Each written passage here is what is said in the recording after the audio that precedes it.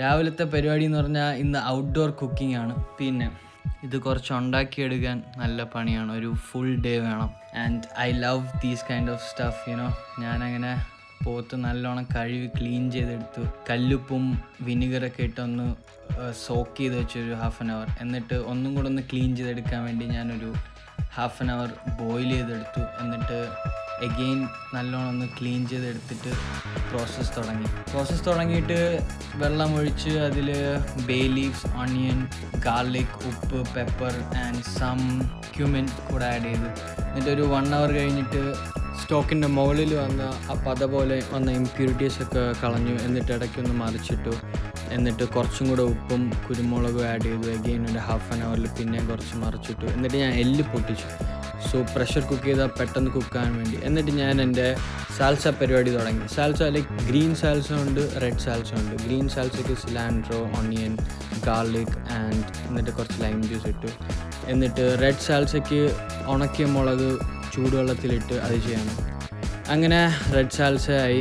എന്നിട്ട് എഗെയിൻ ഒരു 1 hour കഴിഞ്ഞപ്പോൾ എൻ്റെ സംഭവം റെഡിയായി. എന്നിട്ട് അത് അകത്ത് കൊണ്ടുവന്നു. പിന്നെ ഫുൾ അതിന്നിങ്ങനെ ഓരോ മീറ്റായിട്ട് ഇങ്ങനെ കുറച്ച് ചീക്സിൻ്റെ മീറ്റാണ് ഏറ്റവും tasty. It was so good. Then the tongue, അതിൻ്റെ ഔട്ടർ ലെയർ കളയണം. ദെൻ അതിൽ നിന്ന് കുറച്ച് പാർട്സൊക്കെ ഞാൻ കളഞ്ഞു.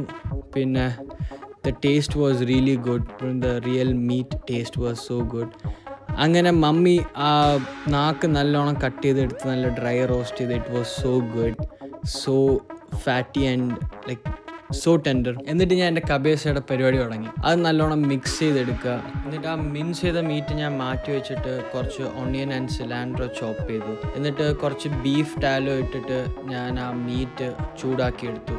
എന്നിട്ട് ടോർട്ടില എങ്ങനെയാണെന്നറിയാമോ, ഇതിൽ ഡിപ്പ് ചെയ്തെടുക്കണം stock water. And then I started to assemble the tacos, and the best part is like everything is all in a balance, കാരണം ഇതൊരു high fat food and when we add the lime it cuts through the meat, it's acid. and ആ ക്രഞ്ചിന് വേണ്ടി onions ഉണ്ട്. പിന്നെ ആ ഫ്രഷ്നെസ്സിന് വേണ്ടി cilantro, each ബൈറ്റിൽ ആ ഒരു ഫ്രഷ്നെസ് കിട്ടും. പിന്നെ ആ ഒരു ഹീറ്റിന് വേണ്ടി സാൽസ. പിന്നെ എൻ്റെ ഒരു വെറൈറ്റിക്ക് ഞാൻ ഒരു മൊസറല്ല വെച്ചൊരു ഒരെണ്ണം കൂടെ ട്രൈ ചെയ്തു. So all together it was A flavour bomb guys.